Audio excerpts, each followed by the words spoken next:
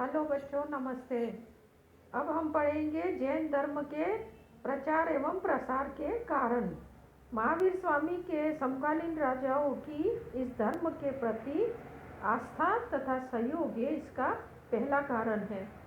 तो हम इसमें ये बताएंगे कि महावीर स्वामी जो है एक राजवंश से संबंधित थे।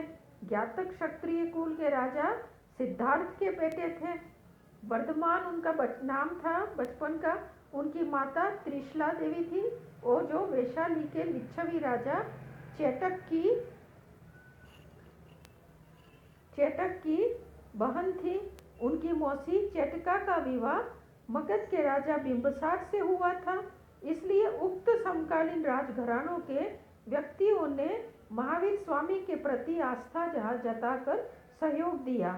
सिंधु सोवीर राजा उड्डयन भी तथा बिम्सार का पुत्र अजातशत्रु भी महावीर स्वामी का अनुयायी बन गया। लोगों को ये लगा कि इतने बड़े राजघराने का बच्चा होकर के, राजकुमार होकर के, और ये जो मतलब एक साधु जैसा जीवन जी रहा है और लोगों को उपदेश दे रहा है, तो इससे क्या हुआ कि लोगों में महावीर स्वामी के प्रति आस्था बढ़ गई।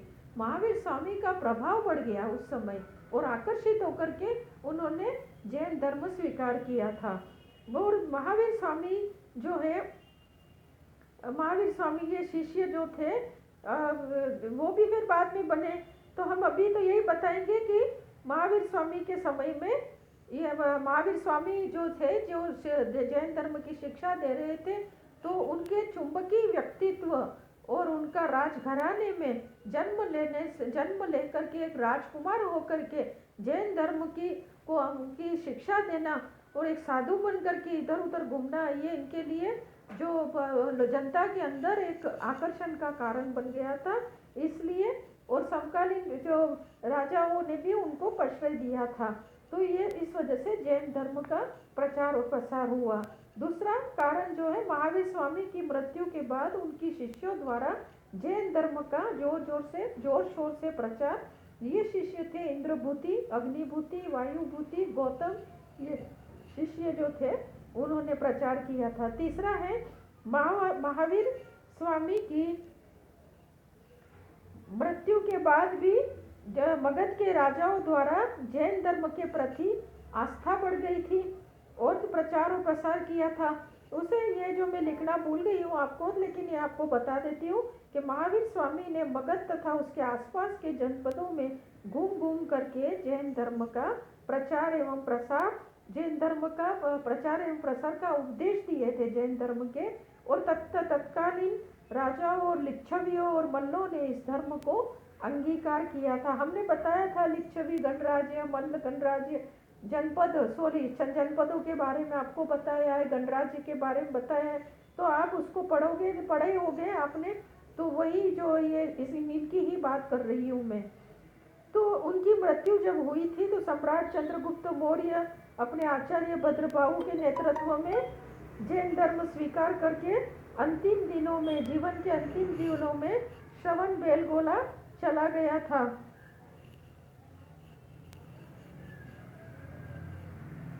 अंतिम दिनों में श्रवण बेलगोला, जो मतलब ये दोनों चले गए थे, कई लोग भी गए थे। तो ये गए थे तो और वहाँ पर जो है चंद्रगिरी गुफाओं में, गुफा जो थी चंद्रगिरी, उस गुफाओं में और वो चंद्रगुप्त मौर्य ने तपस्या की थी, क्योंकि वो मौर्य ने तपस्या की थी चंद्रगुप्त मौर्य ने, इसलिए उसका नाम चंद्रगिरी गुफा हुआ। और जिस गुफा में भद्रबाहु ने तपस्या की थी वो भद्रबाहु गुफा पड़ा। तो वो अभी श्रवण बेलगोला जो मैसूर के पास है, वहाँ पर ये गुफाएं स्थित है, जहाँ पर। और कहते हैं कि जो चंद्रगुप्त मौर्य ने जैन धर्म को अंगीकार किया, भोजन त्याग करके मृत्यु का वरण किया। अशोक का पुत्र जो संप्रति था वो भी जैन धर्मावलंबी था और उसने कई जैन मंदिर बनाए थे। कलिंग का राजा खारवेल था, उज्जैन का राजा विक्रमादित्य था। इस तरह से कई ऐसे राजा थे। उत्तरी और दक्षिणी दक्षिणी भारत के में भी आंध्र, कर्नाटक, तमिलनाडु में जैन धर्म फैल गया था। इसका कारण 5वीं सदी तक, तो उसके बाद दक्षिण भारत के भी प्रमुख राजवंशों जैसे कि गंग, कदम्ब, चालुक्य, राष्ट्रकूट, इन लोगों ने भी जैन धर्म को अपनाया था। गुजरात का चालुक्य राजा जो था कुमारपाल चालुक्य, वो भी जैन धर्म को स्वीकार किया था मुनि हेमचंद्र सूरी के प्रभाव से। तो इस तरह से जैन धर्म जो है वो मतलब कई राजाओं के द्वारा अंगीकार करने से उसका प्रचार और प्रसार बढ़ गया था। तीसरा, जैन धर्म का तत्कालीन परिस्थितियों के अनुकूल होना, यानी कि उस समय ये चौथा कारण, सॉरी तीसरा बताया मैंने, चौथा है जैन धर्म का। ये उस समय की परिस्थितियाँ ऐसी थी, क्योंकि वैदिक धर्म जब था, जब जोरों पर चल रहा था उस समय, तो वैदिक धर्म में कई अंधविश्वास आ गए थे। कर्मकांड है, यज्ञ करना, लंबे यज्ञ करना, खर्चीले यज्ञ करना, पुरोहित की आवश्यकता होना, अब पुरोहितों के बिना यज्ञ ही संपन्न नहीं होंगे, ये उत्तर वैदिक काल में हो गया था। ऋग्वेद काल में तो गृहस्थ भी यज्ञ कर सकता था, लेकिन उत्तर वैदिक काल में ऐसा हो गया था। इसके अलावा यज्ञ जो करते थे उसमें हवन सामग्री बहुत महंगी होती थी, तो इस वजह से भी मतलब इससे जनता में क्या है कि रोष उत्पन्न हो गया था। तो इसलिए वो एक ऐसे धर्म की खोज में थे जो सीधा साधा हो, सरल हो। और उस समय भगवान महावीर स्वामी ने जैन धर्म के सिद्धांत बताए, लोगों को शिक्षाएं दी, तो उनको ऐसा लगा कि ये जो है महावीर स्वामी के चुंबकीय व्यक्तित्व के प्रति आकर्षित होकर के उन्होंने जैन धर्म अंगीकार किया। तो अब जो है हमने आगे जो बताएंगे महावीर स्वामी का राजकुल से संबंधित होना, क्योंकि महावीर स्वामी जो ज्ञातक क्षत्रिय कुल के राजा सिद्धार्थ के बेटे थे, मगध घरानों से उनके संबंध थे। एक राजकुमार होकर के शाही ठाट बाट और ऐसा जीवन मतलब छोड़ करके एक सन्यासी बनना, ये लोगों को बहुत प्रभावित किया। और फिर जैन धर्म को, इसीलिए जैन धर्म को प्रोत्साहन मिला, लोगों ने अंगीकार किया। अब जो है छठा है व्यापारी वर्गों का सहयोग होना। अब वैदिक युग में जो है, उत्तर वैदिक युग में समाज जो है चार भागों में, वो चार वर्गों में विभाजित हुआ था, ब्राह्मण, क्षत्रिय, वैश्य और शूद्र। हमने बताया था कि ब्राह्मण का कार्य पठ पाठन था, क्षत्रियों का कार्य देश की रक्षा करना, युद्ध में भर्ती होना ये था, वैश्यों का कार्य व्यापार और वाणिज्य उद्योग को बढ़ावा देना। तो इस समय जो है महावीर स्वामी की 6वीं शताब्दी ईसा पूर्व में महावीर स्वामी के समय में ऐसा था कि जाति वर्ग भेदभावों को दूर कर उन्होंने एकता को बल दिया था और जैन संघ में प्रत्येक व्यक्ति को प्रवेश होने की आज्ञा दे दी थी। तो वैश्य लोग इसमें बहुत जल्दी जैन धर्म के प्रति आकर्षित हुए और जल्दी उन्होंने उसमें संघ में प्रवेश किया उन्होंने। तो उस समय क्या बड़े बड़े नगर भी बन गए थे, जैसे कि मगध था, कौशाम्बी था, महाजनपद हमने बताया था। तो बड़े बड़े नगरों का विकास हुआ था, मगध है, कौशाम्बी है, वत्स है, अवंती जैसे बड़े बड़े नगर थे, व्यापारिक नगर बन गए थे। तो ऐसे समय में वैश्यों का जो इसमें व्यापारिक वर्ग, वैश्य जो थे व्यापारिक वर्ग थे, इन्होंने जैन धर्म को प्रोत्साहन दिया और वो जो है इस वजह से जैन धर्म का बहुत ही ज़्यादा प्रचार और प्रसार हुआ। अब आगे हम बताएंगे आपको महावीर स्वामी का संस्कृत के स्थान पर पाली भाषा में उपदेश देना। ऐसे कुछ बताते हैं कि कुछ प्रारंभिक जैन साहित्य है वो प्राकृत भाषा में भी लिखे गए हैं, लेकिन महावीर स्वामी जो है उस समय जो वैदिक युग में संस्कृत भाषा पूरे भारत की भाषा थी, संस्कृत में बोलते थे, तो वो बड़ी टफ होती थी, हर किसी के बस की बात नहीं होती थी। महावीर स्वामी ने पाली भाषा में बहुत ही जो सीधी और सरल भाषा थी उसमें उपदेश देना शुरू किया था, इससे लोग आकर्षित हुए थे। अब जो है जैन धर्म के स्थायित्व के कारण हम आपको बताएंगे कि जैन धर्म इतना फैला नहीं है। हम एक सवाल है कि भारत में बौद्ध धर्म तो मतलब बिल्कुल ही लुप्त हो गया, बहुत कम बौद्ध है भारत में। हर जगह मतलब बौद्ध धर्म यहाँ से तो यहाँ पर पैदा हुआ भारत में, लेकिन बर्मा है, चीन है, मंगोलिया है, तिब्बत है, वहाँ पर खूब फैला। तो मतलब कहते हैं कि मतलब जो बौद्ध धर्म जिस तरह से विदेशों में फैला, जबकि जैन धर्म लुप्त नहीं हुआ, नए विदेशों में तो बहुत कम है और लुप्त नहीं हुआ, लेकिन ये यहीं पे रहा। इसके स्थायित्व के क्या कारण है? तो इसके स्थायित्व के कारण ये है कि मतलब जैन धर्म जो है उसके धर्मावलंबियों की संख्या बहुत कम है, इसके बावजूद भी उनमें एकता है। दूसरा है जैन संघों का स्वरूप जो है धार्मिक न होकर के सामाजिक है। तीसरा है जैन मुनियों का समय समय पर अपने प्रति मतलब धर्म के प्रति योगदान है, अपना जो योगदान धर्म के प्रति कर रहे हैं। और जैन धर्म में समय के अनुरूप अपने में ढालने की क्षमता है। आज हम देखेंगे कि जैन जो है वो कुछ भी हो बने इसमें बहुत कम है संख्या में, लेकिन उनमें एकता बहुत है इनके समाज में। इस वजह से ये जो है एकता की वजह से ये धर्म भारत में टिक करके रहा है। सहयोग है इनमें आपसी, और सहयोग है। इनके जो मुनि वगैरह है वो भी मतलब धर्म के प्रति बहुत ही सजग रहते हैं।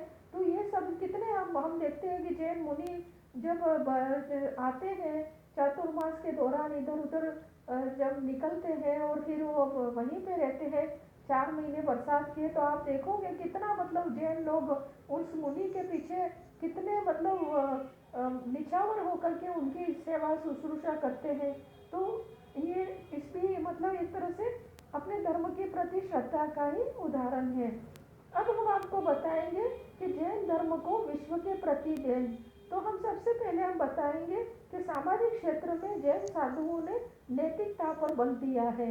भगवान महावीर स्वामी और जैन तीर्थंकरों ने भी नैतिकता पे बना, सत्य बोलो, अहिंसा, अपरिग्रह, अस्थेय, ये ब्रह्मचर्य जैसे सिद्धांत को मतलब सिद्धांतों को की शिक्षा दे करके बुराइयों को दूर करने की शिक्षा दी।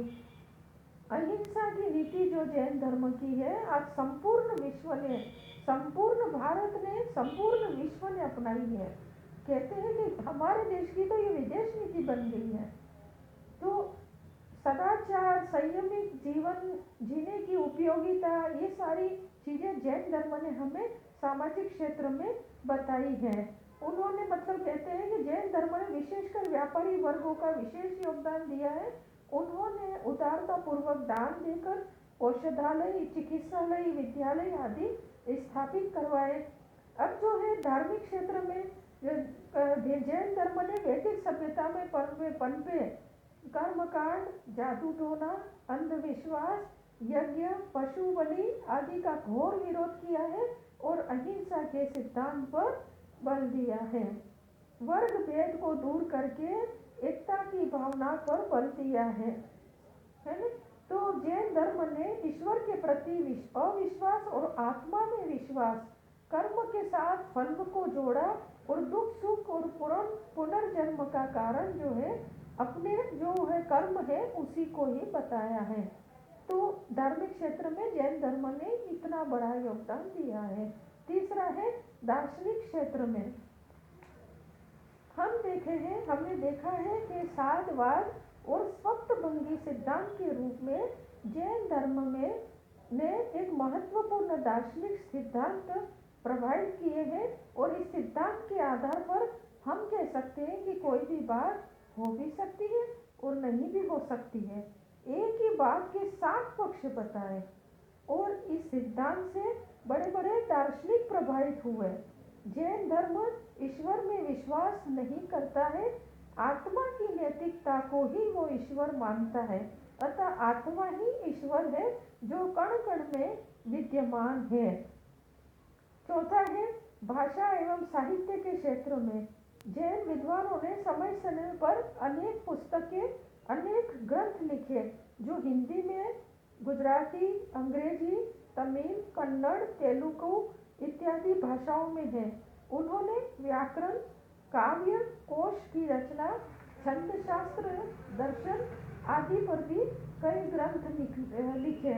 आचार्य सिद्धसेन, आचार्य हेमचंद्र सूरी जैसे साहित्यकार हुए। भगवान महावीर स्वामी ने पाली भाषा में उपदेश दिए, मगर पूर्ववर्ती जितने भी जैन ग्रंथ है, जैन आगम है, जैन साहित्य है, वो प्राकृत भाषा में लिखे गए हैं। आगे हम पढ़ेंगे कि कला और स्थापत्य के क्षेत्र में जैन धर्म के क्या योगदान रहा, तो जैनियों ने अनेक सुंदर मंदिर, जिनालय, चैत्यालय, गुफाएं इत्यादि बनवाई। गुफाओं में उड़ीसा की राजधानी भुवनेश्वर की उदयगिरी और खंडगिरी की गुफाएं, हाथी गुफा, रानी गुफा, गणेश गुफा इत्यादि महत्वपूर्ण है। इसके अलावा एलोरा की और एवं सी गुफाएं महत्वपूर्ण है। एलोरा गुफा में 2 मंजिला इंद्र सभा गुफा बहुत ही आकर्षित करती है, जिनमें जैन तीर्थंकरों की मूर्तियां अलंकृत हैं। सुंदर मंदिरों में मध्य प्रदेश के खजुराहो के पार्श्वनाथ, आदिनाथ, शांतिनाथ जैसे जैन मंदिर, राजस्थान में भी आबू के देलवाड़ा और रणकपुर के मंदिर, इसके अलावा मथुरा, पावापुरी, वैशाली, श्रवणबेलगोला, गिरनार, पालिताना आदि में भी कई तीर्थ स्थल हैं। तो जैन धर्म ने निष्कर्ष के रूप में हम कह सकते हैं, दर्शन, साहित्य, कला के लिए बहुत बड़े योगदान दिए हैं। भले उनके अनुयायियों की संख्या कम क्यों न हो, लेकिन यह धर्म भारतीय संस्कृति का सहयोगी बनकर के आज हमारे सामने खड़ा है। और उसके मूल सिद्धांत जो है, अहिंसा का सिद्धांत,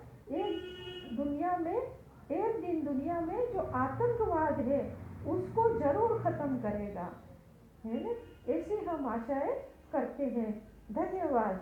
ठीक है बच्चों, ओके।